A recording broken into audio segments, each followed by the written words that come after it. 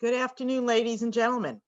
My name is Amy Geffen. I'd like to welcome you to this session on simulation interviews for eFest Careers. I am currently president of Geffen Careers. I'm a career coach with several companies. I served as CEO of Financial Women's Association, as well as CEO of the New York Society of Security Analysts. And I worked for 10 years at ASME International in continuing education and strategic planning. Joining me today are Stephanie Viola and Valentina Leon. Stephanie, would you like to introduce yourself? Hi, everybody. My name is Stephanie Viola. I am the Director of Corporate and Foundation Relations with the ASME Foundation, and today I'll be playing the role of the interviewer. And Valentina, please introduce yourself. Hi, everyone. My name is Valentina. I am a strategic project specialist on ASME staff. And today I'm going to be putting myself in your shoes and playing a mechanical engineering interviewee. All right, so this is how it's going to roll. We did our introductions. We're going to do a little quick review of interview practices. What's the best way to prepare for an interview? What are some tips, tactics, and strategies? Then we'll share with you an interview simulation. Valentina and Stephanie will pretend that they are a hiring manager and an interviewee. And then we'll wrap up with some important lessons learned. If you have questions, please put your questions in the chat box and we will get to the questions both during and after the session is over. So let's get started. Acing the virtual interview. Now, particularly during COVID, most of the interviews are virtual. They're either by phone or by Zoom or by some other technical means. What are the four most important things you need to remember? First, you want to research the company. How do you do that? You look on the company website. You read the annual report. You read trade journals. You can also go to the company's LinkedIn page, and you should also interview you should research the person who's going to be interviewing you, so you find out about that person's career. Where have they worked before? Where did they go to school? Maybe you have something in common with them. Practice your pitch. Your pitch is your 30-second to 2-minute introduction to yourself.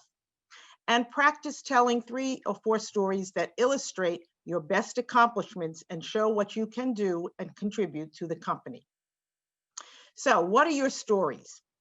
Sometimes people call it PAR, which stands for Problem, Action, Result, or SOAR, which stands for Situation. What were the circumstances under which you did this project? What was the problem you solved or the objective you wanted to achieve? Action or actions, what did you do? That includes your skills. Did you plan? Did you design? Did you analyze? And then what were the results? And try to quantify where you can. Did you make money, save time, increase customer satisfaction? Try to put a metric. Tips for the virtual interview. Just like we're on Zoom today, make sure the lighting is in front of you, in front of a window, or if it's nighttime, put a lamp in front of you, not behind you, otherwise your face will be in the dark. Background should be neutral colors or a wall or a bookcase. You see the neutral behind Valentina and Stephanie. I have a bookcase. Clothing, dress as though you were going for a live interview.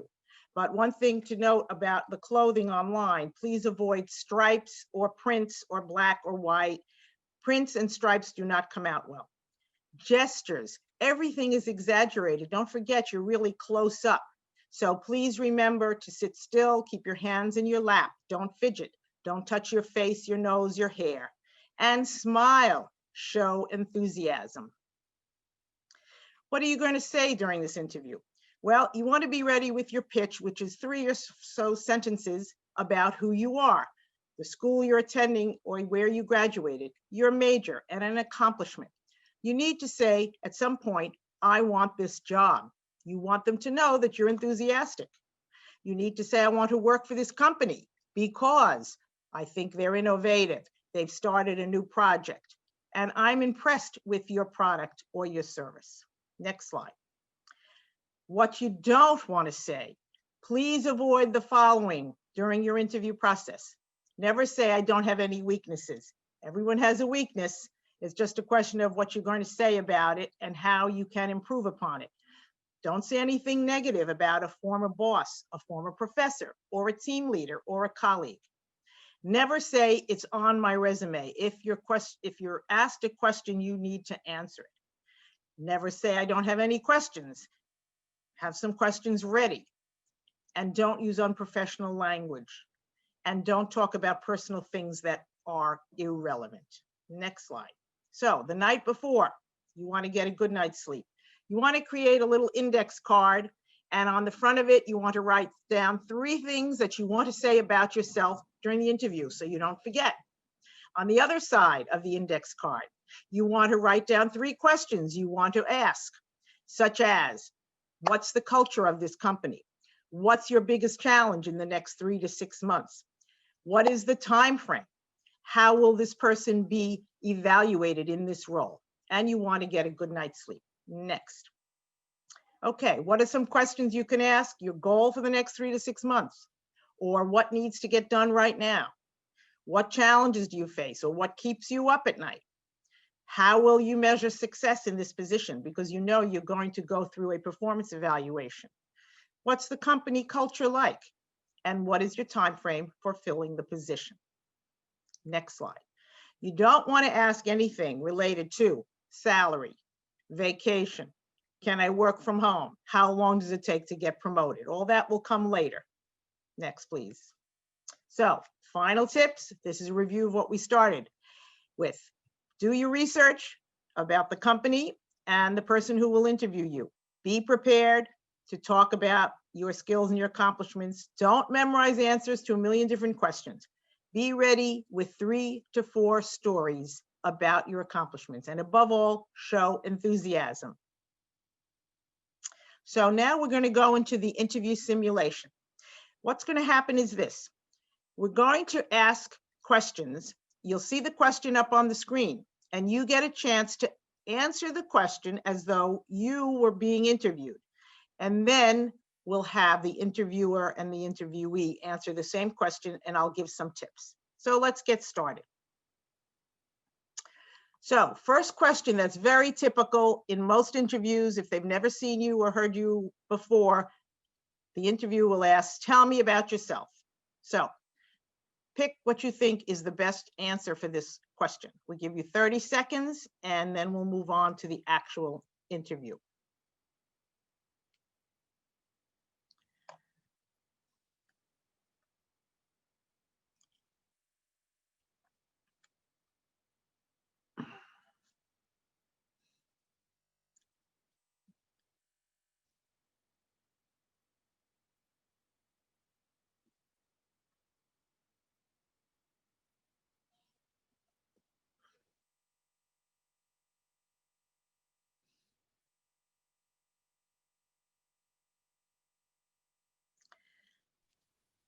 All right, so let's start. Hi, Valentina. It's so nice to meet you. Hi, it's nice to meet you. Thank you for taking the time to interview me. Of course, my name is Stephanie. I'll be interviewing you today, and I'm really looking forward to our conversation. I'd like to just start off with you telling me a bit about yourself.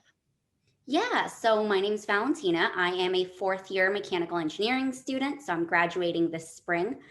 For the last couple of years, I've been very involved in organizations within the university, and I've been a research assistant as well. And I'm really interested in getting into aerospace and aerospace engineering upon graduation.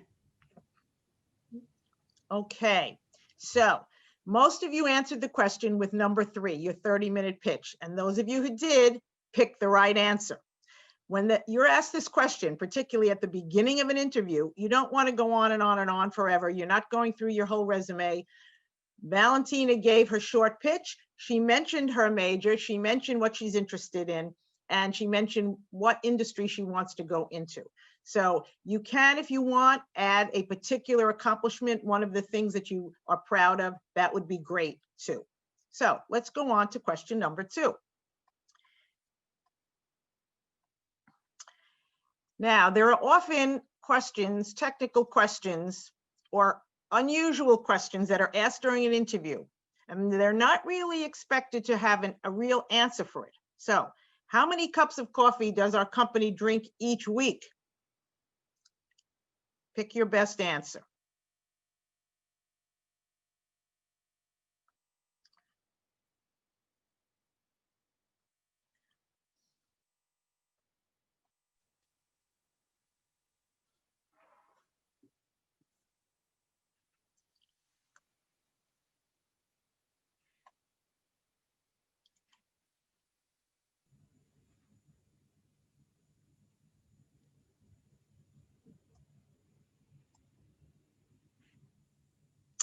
So most of you picked the last answer, which is find out the process, ask questions, and discover the answer. Let's see.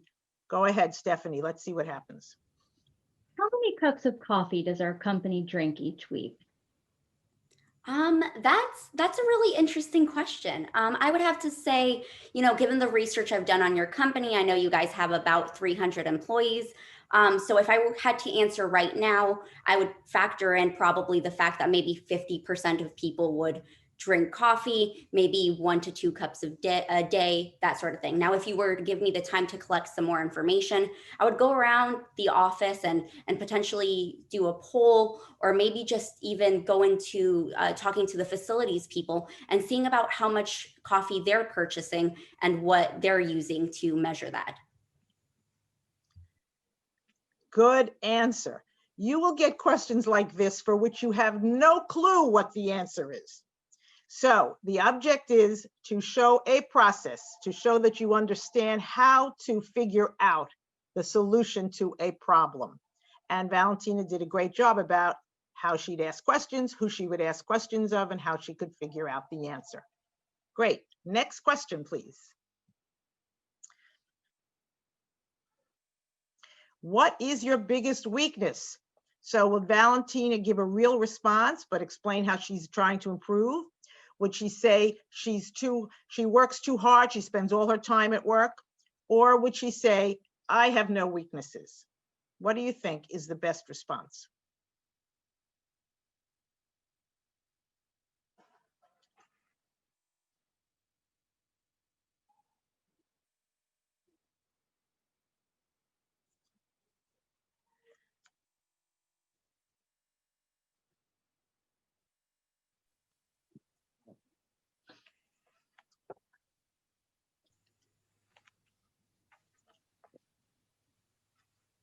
Go ahead, Stephanie.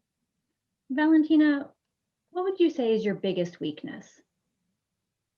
Well, I think when it comes to my biggest weakness, I probably tend to take on a lot of tasks all at once. But what I've been doing to kind of work on that is I've started keeping a schedule in which I divide up a lot of the activities I have planned and lay out what I'm doing, just because I tend to say yes to everything and I want to do so much work, but managing it into doable tasks has been helping me get things done more efficiently. Valentina picked the right way to answer this question. You never say, I have no weaknesses. We all have weaknesses. The purpose of this question is to find out, one, do you know yourself? It's a little bit about self-knowledge. And the second purpose is to find out, how are you trying to improve yourself? Whatever your weakness might be. Maybe it's budgeting, and now you're taking a course in learning how to budget. But whatever weakness you choose, you need to show that you are taking steps to get better at that, whether it's taking a course or doing meditation or creating a schedule for yourself. Thank you, Valentina. Next question, please. So tell me about how you work on teams to get something done. Which answer should Valentina use? I don't really like to work on teams. I'm a leader. I like to take charge. I take a collaborative approach, drawing everyone in. I like to initiate new ideas.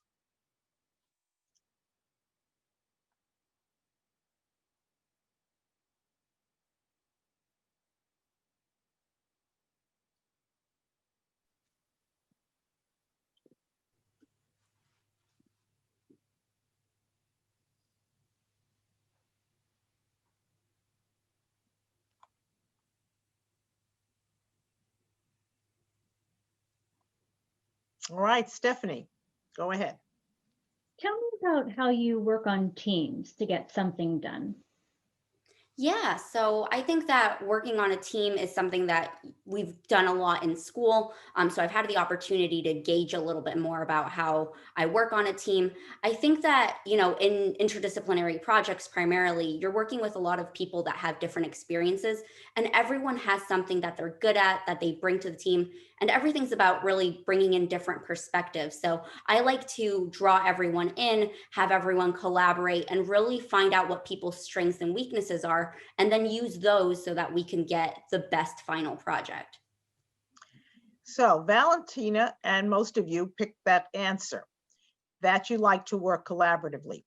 What I would suggest to make it an even stronger answer is to come up with a specific situation where you were on a team, not necessarily the leader, but you were on a team and how the team worked together to gather ideas and collaborate in order to solve a problem.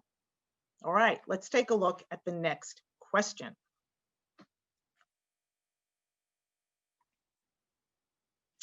So why do you want to work for our company? How should Valentina answer this question?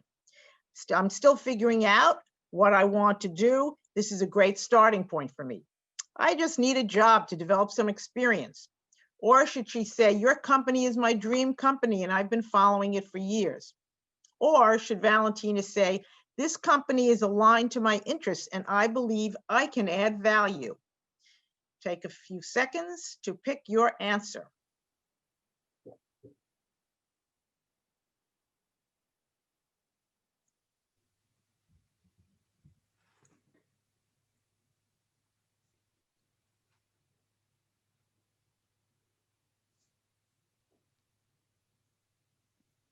All right, Stephanie, take it away.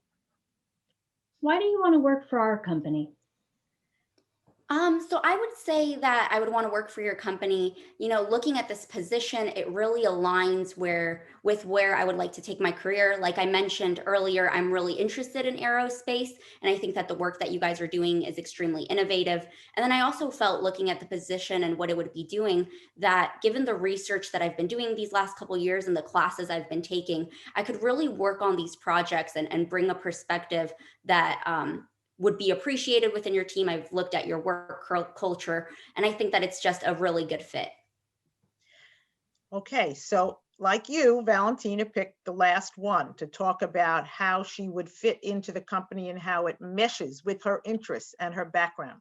Once again, to make this an even stronger answer, I would suggest talking about a specific thing you know about the company, a specific product or service. It shows that you've read their website and you really know something about them. It's not just generalities. And something specific about what you studied or a project you worked on in school that might be relevant, or maybe it was an internship you had or a summer job. Good job. Let's go to the next question. Where do you see yourself in the next 3 to 5 years? So how should Valentina answer this question? I plan to go after from my master's degree within 2 years. I hope to start my own company. Or should she say, I'm hoping to grow at this company and to increasing levels of responsibility? Or should she pick the answer, I want to be in your position in 3 to 5 years?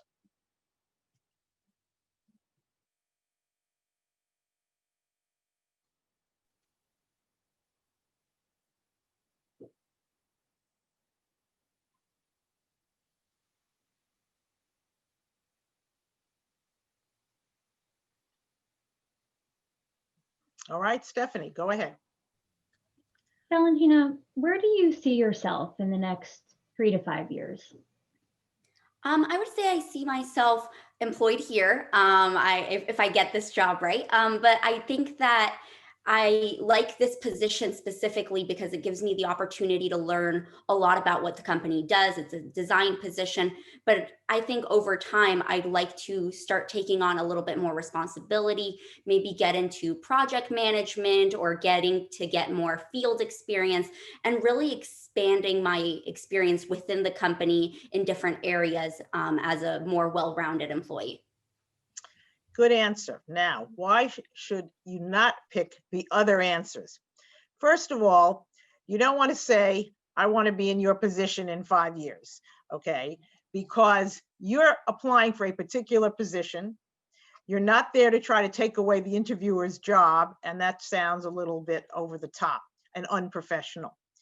The other reason, okay, you don't want to pick the answer that says, oh, I'm going to start my own company. Well, if you want to start your own company, why are you working here? Why are you going on this interview? That doesn't make any sense at all. You may indeed want to start your own company, but it's not a good answer to this question. So the best answer is that you want to be in this position because, again, it's a mesh with your skill set, with your accomplishments. You feel you can grow in this position and you want to stay with the company. Companies spend a lot of time and money hiring people, and they really want people to stay for a while. Okay, let's go to the next question.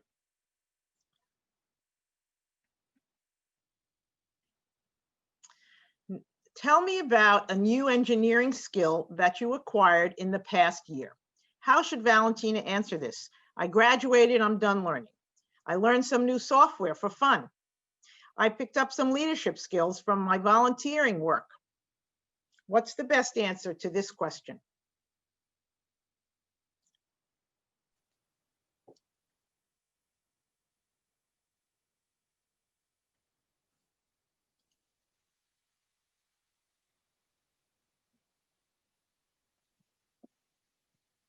All right, Stephanie? Tell me about a new engineering skill that you acquired in the past year. Yeah, I would have to say that, and it's not often thought of as an engineering skill, but leadership is really important, especially when you're working on teams or when you're managing different projects. And so I would say that a skill I've acquired is I've recently been volunteering with my local ASME professional chapter, working with different students and working on projects. And I've had the opportunity to lead a couple of initiatives and gained more organizational skills. I've actually had the opportunity to lead meetings and build some budgets and really get to hone in on some of the non-technical experience that I think would be very applicable for this position.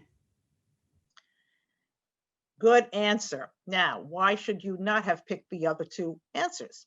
First of all, you never say, oh, I graduated, I'm done with learning, because people are always learning. And if you want to grow in a career, you're going to have to be learning. You're going to have to take continuing education courses, whether it's for your license as an engineer or just because you want to learn something in the management skills area. So that's not a good answer. The second answer, I learned a new software. If the software is specifically designed for an engineering purpose, that's okay too, that's terrific. But the best answer is the one that Valentina picked, because you pick a skill that is not necessarily considered technical, but is certainly an important skill.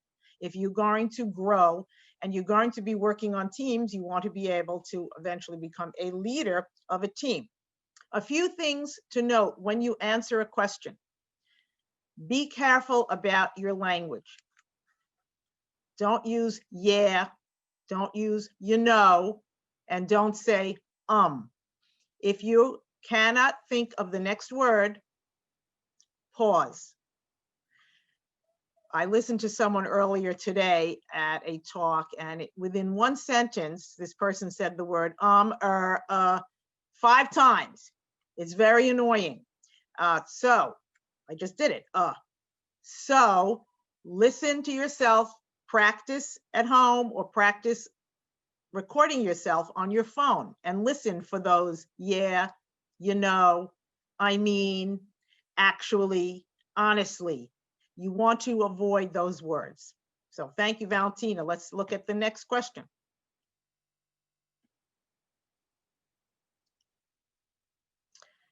Often towards the end of an interview, the interviewer will ask you, do you have any questions for me? So what are the choices for Valentina? What's the salary for this position? How do you measure success in this position?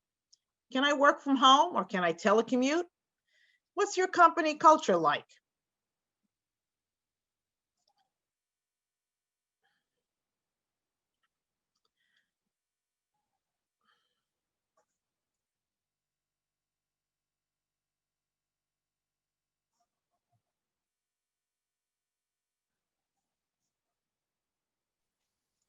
All right, Stephanie, let's ask this question. Valentina, do you have any questions for me? Yes, I actually do. But first, thank you so much for being part of this interview, for interviewing me, actually. And I think I would have to ask, what, what's the company culture like? What's the work-life balance? What are responsibilities like? How do you work with your manager? That sort of thing. Okay, so the answer to this question was pretty much evenly divided between asking a question about company culture and asking a question about how the success in this position would be measured. They're both okay questions. We've talked about that earlier in this session. We had about 6 types of questions that you could possibly ask, and that's perfectly fine. On the other hand, if you're really interested in the position, you want to know how success is going to be measured. Because often when you read a job description, it lists the qualifications, it may even list responsibilities. But ultimately, you're going to be evaluated in 3 months, 6 months, and a year. And so that's a useful question to ask. Certainly, if not at the first interview, but if you get asked back for a second or third interview, that is a good question to ask. Once again, I urge you all to practice your answers either in front of the mirror, with a good friend, on the phone, or recording your voice, because you don't want to say things like, yeah, and Okay, thank you, Valentina. Good job. I want to thank Stephanie and Valentina for great jobs. And I know there are lots of questions. I don't think there are any more questions left from the interview. Are there? There's no more questions, but we have a number of questions in the Q&A panel. And if Valentina, Okay. if you could maybe start with some of those. Yeah, so let's go ahead and go through some of these questions. So let's see, so we have, and here I go with the ums again. Someone asked how they should answer the question as far as where do you see yourself in 3 to 5 years, if they actually are planning at staying at this job only for 1 to 2 years. I do not think it's a good idea to say I'm only going to be here for 1 to 2 years. You still have to say sometime in the future, after I'm here a while and I get to learn this job, I may want it, as you said, Valentina, I would like to take on additional responsibilities or perhaps more leadership responsibilities. It's never a good answer to say, oh yeah, I'm going to be here for a year or 2. Yeah, good point. So another one of the questions is, what advice do you have for these one-sided video pre-recorded interviews? I know a lot of companies have probably been asking for now with COVID. If it's a pre-recorded interview, you need to go over the questions first and really think through what are the best answers from your perspective, given your background and given the job description. Once again, it's always better to talk about specific examples that illustrate your skill set, that illustrate how you can bring the qualities they are looking for. So it's better to talk about a specific incident as opposed to saying, oh, I'm successful at such and such. So what? What does success mean? Again, come up with 3 to 4 stories about your best accomplishments that you can use as examples to answer the questions. And we have another one here. How would you answer the question, can you share a bad experience you've had in your work? That is a typical question. We talked about what are behavioral questions. Remember at the very beginning, we asked you, did you find difficult? And many of you said you found the behavioral questions difficult. A behavioral question starts with, tell me about a time when you did not get along with your boss, a time when you had to bring your team along to do a project and they disagreed with how you wanted to move forward. The purpose of these questions is to see how you handle conflict, how you communicate with people. So you have to think that through in terms of, how did I answer that question? If you have a weakness, you need to talk about it and how you improve on it. If it's a behavioral question, try to think about a specific incident that is relevant. And then what did you do about it? What did you learn from it? How did you change your behavior afterwards? And then we have another one, and this one's kind of combined. So how would you recommend someone dealing with nerves, or even is it appropriate if they don't understand a question, or if they feel like the interview is completely derailing? Okay, I'm going to answer it in two parts. The nerves part, we all have nerves, even the best of us get nervous. So again, get a good night's sleep, eat a good breakfast. Don't drink too much coffee or tea that has too much caffeine, because that'll get you all jittery, and you don't want to be jittery. Take a few deep breaths. Some of us do yoga, some of us don't, but you can all take a deep breath through your abdomen. Let out the breath. Literally do this 3 or 4 times before you get on this interview, so that your body calms down. Another way to de-stress is to stand up before the interview and take a few steps backward. Look where you're going, but you're supposed to be not looking where you're going, but just concentrate on stepping backward, because that takes everything else off your mind, and you want to have a clear mind. All right, so that's the de-stress. People have different ways of de-stressing, but those are 2 examples of the kinds of things you might want to do. Some people like to listen to music.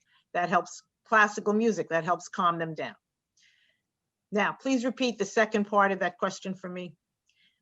How would you, if you feel like an interview is derailing, how would you bring it back? Or if you're feeling like you're not answering correctly, that sort of thing. Okay. So you can say during the interview, if you're not sure of a question, you could say, could you please clarify that for me? Or could you please give an example of what you mean? And that way you'll be able to direct your answer towards what the interviewer is looking for.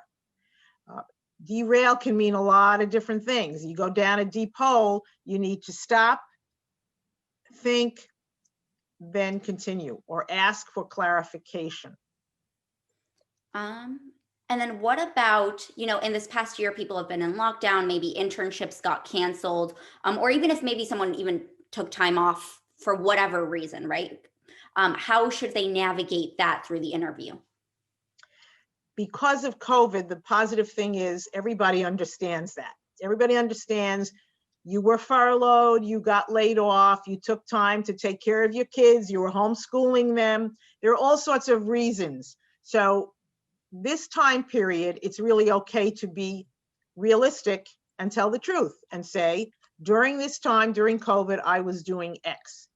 Now, ordinarily, when there's no COVID and we're just working and we're in the workforce or we're looking for work, how do you cover a time period where you were not working?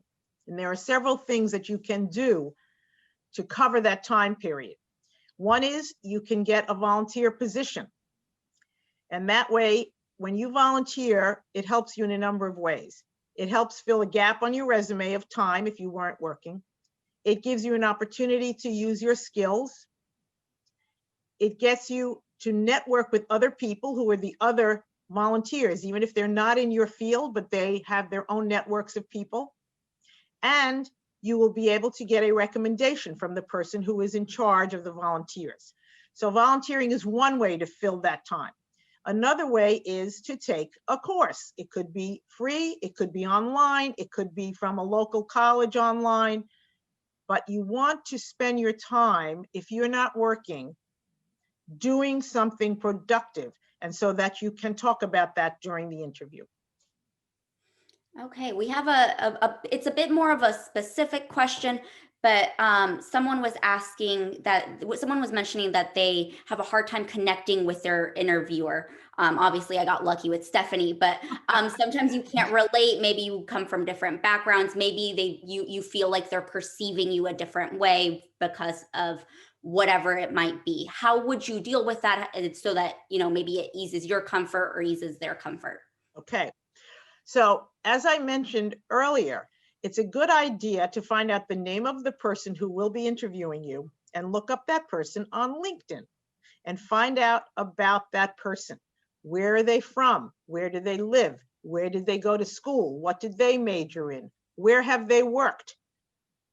Maybe they have some other personal information in the About section on LinkedIn that people don't have on their resumes. And maybe you can find something that you can connect to. Now, if it's the case that you can't, you can acknowledge, I know we come from different cultures, okay?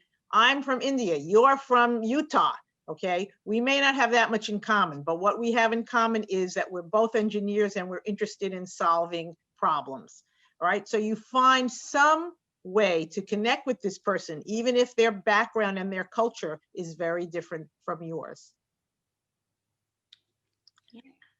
What about honesty? So, where do you draw the line? What is that line? How honest should you be? And you've mentioned, be honest, be yourself a couple of times. So I think, where's that line?